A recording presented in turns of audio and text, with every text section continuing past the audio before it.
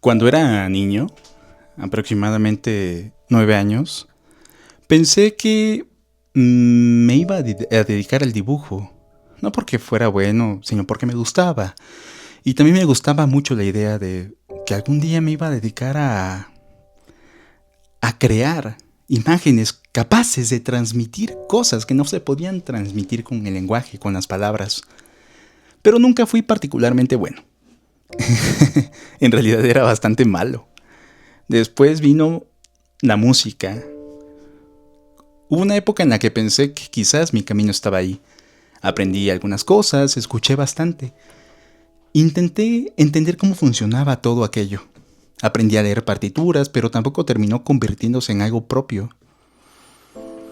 Pero hay algo curioso en todo esto, porque a pesar de que los medios cambiaban, creo que siempre estaba buscando una misma cosa. Quizás no buscaba dibujar, tampoco tocar música, sino que buscaba expresar algo. Algo que ni siquiera sabía nombrar. Y la historia de hoy es la de mi relación problemática con la poesía. Quizás si estás comenzando a escribir o ya llevas un tiempo y te encuentras en un momento que yo estuve, esto te sirva. Y me refiero al problema, a mi relación con la poesía como problemática, porque nunca ha sido sencilla, ha sido llena de altibajos. Antes de llegar la poesía, hubo una estación intermedia, un momento culminante, posibilitador. Esa estación se llamaba Panda. Panda es una banda regiomontana, o era una banda regiomontana de rock alternativo. La historia de cómo llegué a Panda es bastante absurda porque cierto día un conocido, no puedo decir amigo, cuando tenía unos 13 años, me mostró algunas canciones. No puedo decir que fuéramos amigos porque creo que le arruiné parte de su adolescencia quitándole a su chica. En la adolescencia siempre crees que él o ella será el amor de tu vida. La historia completa es bastante más complicada que eso. Pero un día me prestó un audífono y ahí comenzó todo. Hoy es difícil explicarle a alguien más joven lo que era descubrir música en aquella época. Tampoco eran los 90s, pero era un poco más distinto que el día de hoy. No existía esta sensación de abundancia inmediata, sino que si no tenías computadora, tenías que acudir a un cibercafé. No había eso de las aplicaciones de streaming, con un pago mensual que te encarcelan. No abrías una aplicación y aparecía toda la discografía completa. O tal vez sí, no lo recuerdo. Pero había que buscar. Había que descargar. Tenías que equivocarte. Quizás descargabas alguna canción que ya tenías.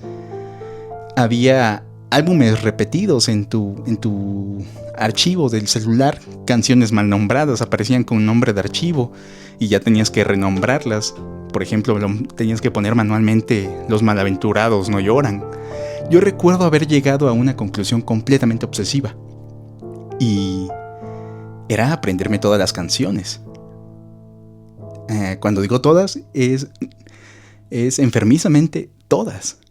Porque quería decirme un verdadero fan de Panda. Las imprimía, las leía, las memorizaba para poder cantarlas. Y poco a poco comencé a descubrir que algo que hasta entonces no había encontrado. Comencé a descubrir que las palabras podían hacer cosas.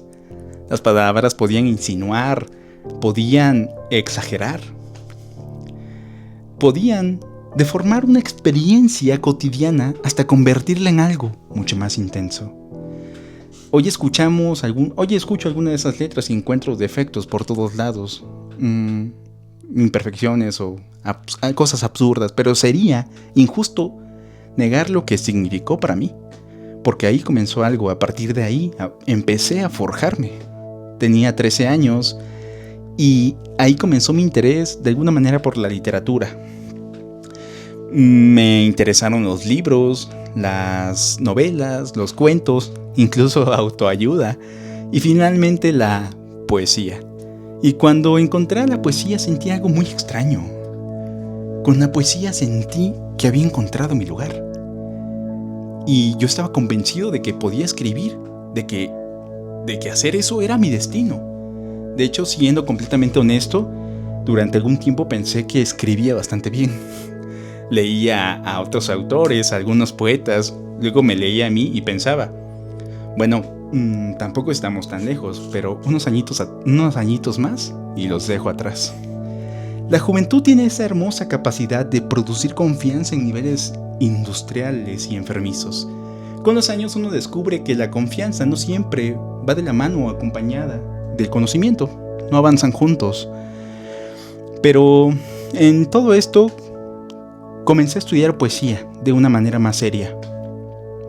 Aprendí métrica, aprendí a contar las sílabas y también aprendí estructuras, rimas y todo esto que acompaña a la poesía. Aprendí por qué algunos versos funcionaban o me gustaban y algunos otros no. Y mientras más aprendía, algo extraño comenzó a suceder, porque me fui volviendo más rígido, me volví más técnico, más severo con mis lecturas y fui perdiendo esa capacidad. Empecé a mirar ciertos poemas con desprecio. Si no tenía métrica, tenía un problema. Si no había estructura, los odiaba. Si no había una idea clara detrás, para nada los leía. Y es que luego sí se pasan 5 palabras y ya creen haber escrito una obra maestra. Y aquí debo de admitir algo, porque durante muchos años fui una persona bastante odiosa y profundamente racionalista, no solamente con la poesía, sino también con la filosofía. Siempre estaba buscando que las cosas significaran, que las obras de arte dijeran algo. Estaba en búsqueda de que los poemas comunicaran, de que todo pudiera explicarse. Y poco a poco terminé construyendo una cárcel, de alguna manera. Una cárcel bastante elegante, elocuente, pero una cárcel al fin y al cabo. Y lo curioso es que cuando yo escribía, tampoco describía simplemente la realidad. Eso era lo que me gustaba. Ahora que lo pienso, hacía algo parecido a lo que estoy tratando de tematizar en filosofía. Tomaba una experiencia, una ruptura, una tristeza, una decepción y la exageraba. La llevaba más allá de sí misma, la arrojaba más allá, la deformaba y la convertía en otra cosa. Ese era mi objetivo. No me interesaba reproducir la realidad ni me interesa. Mentira, sí, en estos tiempos debemos de interesarnos por lo que sucede en torno a nosotros. Es necesario y vital para tener un mundo mejor. Pero me interesaba romperla, crear una nueva realidad inspirada en ella. Algo que naciera de la experiencia, pero que de ningún modo repitiera o estuviera obligada a obedecerla, separada. Porque a veces la exageración expresa mejor una experiencia que la descripción exacta. Nadie se muere literalmente de amor, pero hay momentos en los que decir estoy triste resulta infinitamente menos verdadero que decir me estoy muriendo. Que con los años dejé de escribir, ya no tenía interés, lo popular me desagradaba, no quería pasar corajes leyendo cosas que no me gustaran o que veía imperfectas. Y por mucho tiempo pensé que esa era una derrota, pensé que yo había perdido algo, mi sensibilidad, mi genio, pero hoy no estoy tan seguro, porque al mismo tiempo empecé a sospechar algo, desde hace un par de años, a sospechar que la poesía no tiene de ninguna manera la obligación de significar. Y quizás ese era mi problema, que yo estaba pidiendo explicaciones, que cada metáfora, cada rima significara algo. Pensaba que un poema tenía la pretensión de algún día ser estudiado, debía de escribirse así, es lo que pensaba. Lo curioso es que estudiando filosofía terminé alejándome más de la poesía, porque empecé a sospechar de todo aquello que que no pudiera explicarse. Quería argumentos, quería conceptos, quería definiciones, quería claridad. Y sin darme cuenta, comencé a mirar a la poesía como una filosofía defectuosa, como algo imperfecto. Hoy ya no escribo poesía, o al menos no como antes. Y si alguien me preguntara si sé escribir, diría que no. O al menos que no sé. Y si alguien me pide que le enseñe, le diría que la poesía no se enseña. Sin embargo, mi relación cambió.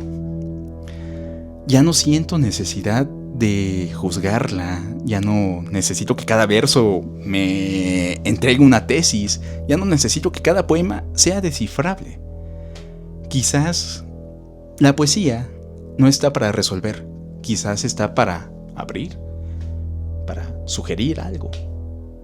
Tal vez para llevar el lenguaje hasta un límite donde comienza algo que ya no pertenece de todo al lenguaje, sino que lo rompe, lo deforma, todo para poder expresar intuiciones intensas.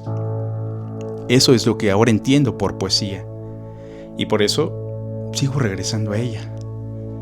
La poesía y yo hemos encontrado paz, pero todavía no reconciliación.